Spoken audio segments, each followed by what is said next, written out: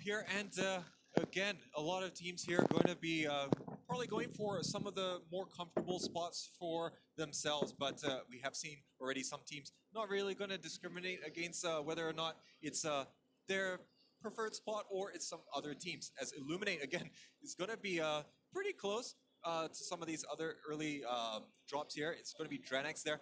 Now they do not need to have these early engagements here. We also see now Zade actually going to be very close to Goddess as well at Mars Electric. And wow, it does look like they are going to be all jousting in this very close proximity. Illuminate is gearing up here. They are looking hungry as now it's going to be a little bit awkward here on this clock tower side here as Devil starting to pick up a little bit of gear here, but Bay is going to be holding down this building for now as he's trying to see if he can get any more information as they try and gather themselves around the clock tower. Now, Clock Tower having a lot of all these seconds ticking around with Granix slowly cutting across. Somehow, both of them are still alive, not really having those early sort of trade-off yet. Now, Beyond just slowly stalking in. He heard those footsteps. He know that he's all the way up there. Already let loose a couple of shots as Ethan's is on that samurai sword. Of course, the katana will be, well, of course, will wield it for now, but definitely will be bringing in some of these let into play. Having the panel over the side of Luffy Illuminate coming across from the bottom side, having a little bit of that safety net, Lee Long. All these members of Illuminate is pretty much well spread out, while everyone from the other side of Granix Esports is all clumped together. They're very confident at the moment at being able to not get into a wrong team fight here at the early stages and in a very disadvantageous position. Right now, Corinthians here are going to be in the observatory side of things here, and they got Spornaya, and it looks as though rivalry here between these two, the final two teams in game number 2 could resume their rivalry here, but currently they are still going to be relatively separated here. Spornaya actually moving out from the northern side here, not looking to get into any of these early altercations. They have definitely been looking to try and get into those later stages, which is very characteristic of their playstyle, I would say, even from the Eurasia Cup, and it's been bearing fruit for them. Yeah, definitely bearing a whole lot of fruits of the labor, and now we're, of course, having a little bit of that sort of a foxfire for SCCP. Corinthians already zipping things out, but Delta getting a little bit of that heat coming from Team Flash. Pool has been able to actually pick up a lot of all these members of rotation, and now he's doing the same once again. And bring out the XM into play, coming from this distance. Not too easy to actually land those shots, but he did anyways. So Delta pretty much separated from the rest of the Samurais. And, well, you gotta say, he have to play out as a Roll Ranger for now.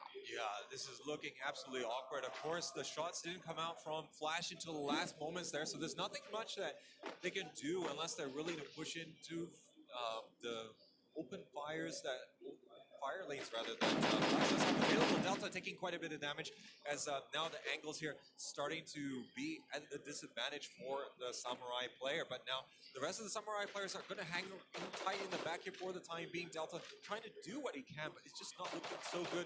Pool is going to be holding on to that angle here, and yeah, it's going to be very difficult to disengage, but the thing that they have going for them here is they have the zone. It's going to have to be Flash that has to move out from Cape Town into Samurai's guns. Well, I really like that Delta is pretty much well sustainable, as he did manage to heal himself up back towards 100%. So right now, really don't have to worry. So what they can do is just safeguard the corners of the compound, because they do have the advantage rotating in across Cape Town. So what Delta's going to do is just to hold some of all these members back, and if they do leave the Cape Town, then these boys definitely will be able to actually secure that sort of kill heading through this matchup. Radabai doesn't really have all too much of that sort of great start to the day. Of course, high expectations being made towards champions of the Indian Pro League. Now, a couple of taps coming from Carlos. Infinity Mobile here coming into the fight. Goes in for the knock over Arache. And they're going to commit to this one. It's only down to VRC to save them at this very nick of the moment. But here comes Jocelyn as well. By the corners of the wall. They are trying to go in for a takedown. And they do find and FM members there. Carlos bring up the glue wall. Will be protecting Naru as well. Jessen, the next one to be knocked away. He's just going to go in for the save. So this will buy enough time for the inside. VRC 1000 just holding down the flank here, but he's just not in a great spot. All his team members have fallen down here. Now Abzade could be eliminated early on here in this game. Really, he's trying to do whatever he can, but Delta is actually going to get caught out, and it's actually Flash that managed to get out from Cape Town and get that flanking shot onto the Samurai player. Now Abzade here is going to get eliminated first here in game number 3, and that's a very unfortunate engagement there. But all props to Infinity Esport Mobile here as they're able to take those first few kills of the game. Well, I definitely would say that they are heading off to such a great start here, being the new kill leaders of the pack. Now, this is pretty much a very central zone for most of the teams. Now, once again, we're looking at Illuminate in pole position, smack right in the middle. But, you know, that strip of Bimisakti is not going to be an easy task for them to actually hold on to, as we saw them. So having a little bit of that sort of a tough run with so many of all these open fields for them to secure, and Illuminate got flushed out. So hopefully this time around the luck will be a little bit better. And as for Spornaya, pretty much clear-cut option for them across Capitalista as well as Plantation. Yeah, they're going to casually move into the center parts of the circle. All the other teams have managed to already secure a lot of good real estate for the time being while they wait to see how the next zone is going to be panning out. Infinity Esport Mobile has to actually make the transition from Sentosa Island here. Not sure whether or not it's going to be a problem later on for them to enter the circle, but given how central it is, it's probably going to give them a lot of options to get through. Corinthians also actually taking very much their time to try and get in. They're actually going all the way around towards the factory side of things here on that southern side of the zone. Well, Corinthians taking things really slowly, one at a time. They could still opt for a lot of ranges as they pass by the factory section. Now, Meme's going to be doing what Meme logs do, tapping up into team there. Not really securing all too much. A little bit of trade back from above as well. As we see a little bit of that sort of shark coming out from some of all these guys. But that's not going to be clipped away. Well, Mech scaling himself back to 100% as well. In that sort of sense, we're looking at Samurai just by the eastern side of P, hoping to actually connect some of all these shots. UAV zoners are being let loose, and Luin right now in danger.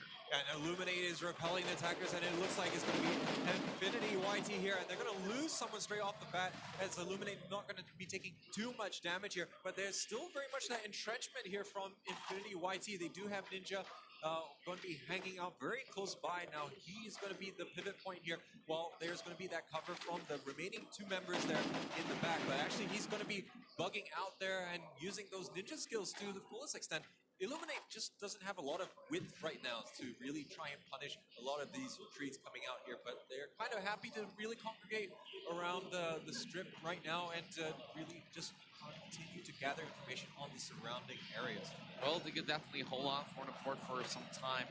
As that sort of stretch, they do have a little bit more of the better defense in that sort of way, though they don't really get those angles for a little bit of that peak to actually fend off against Infinity. Well, Infinity opt to actually back away. Now, more teams are starting to crowd out the midsection, especially towards the corners of Peak. We're already seeing 4 teams, Samurai, Dranix, as well as Arctic right across.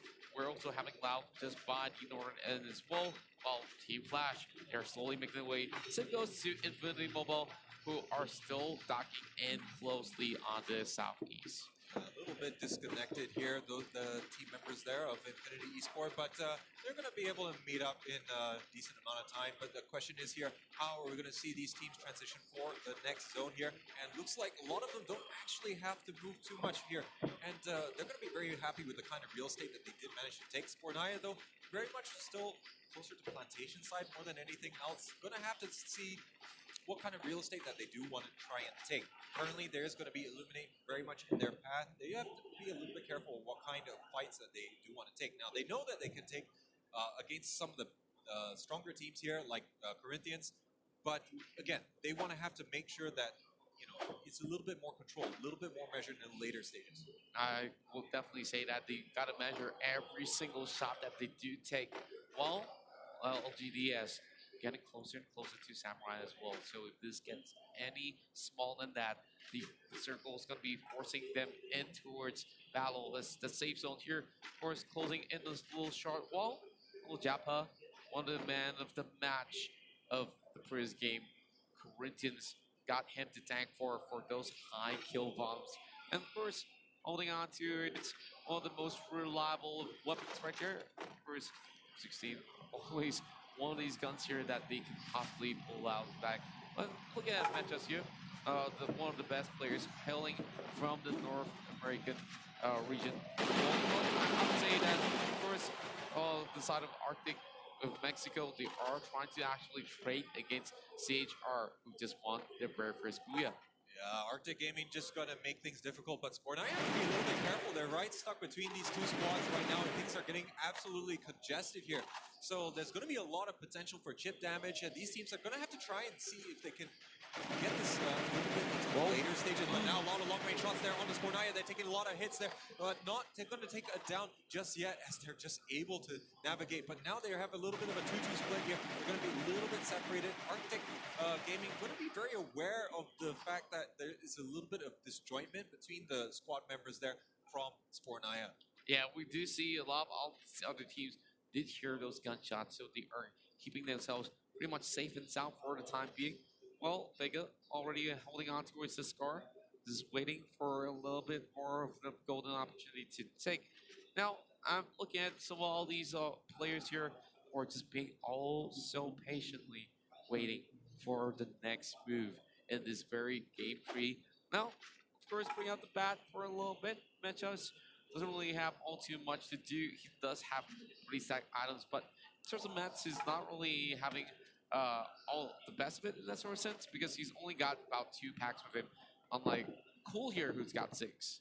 Yeah, so we'll have to see if they can continue to spread the love amongst their team members here. But now it does look like Flash here might have a very good position onto the team members of Loud, as they're going to be very much on the lower ground. But for the most part, they're going to be happy. I think a lot of these teams here really just not looking to take any aggressive pushes that are unnecessary. They know that there's a high number of players still left in the game, but this shift here is going to start testing these teams here. Spornaya and Arctic Gaming going to have those very good spots here to really put a lot of pressure onto these other teams. Loud also on that eastern side here could really influence things, especially in terms of Flash. Wow, Flash definitely have some miles to run right now. So Infamous, well, INFM, they are slowly getting chunked out as we see level up here. He's just holding on towards position. He does have the ditch to actually work with, and he does receive so much of all these information. So the rest of the team, if they do want to actually butt in and just add on top of that firepower that they have, they could possibly pull some sort of 6 shots over. But look at LGDS. They have this hill, and they are having that sort of a zone closing upon them, so they can slowly troll it as well. Now, this is a really interesting approach coming from Yo-Yo as they slowly fall back. Yeah, they do have Team Loud in their way. They are going to play on the edge of the zone here, try and get around them. As I think, of course, they're looking for the right opening here. If the players there from Loud are going to start shooting at the other side, they're going to not be as aware of this potential here. But I would still put some money on Loud.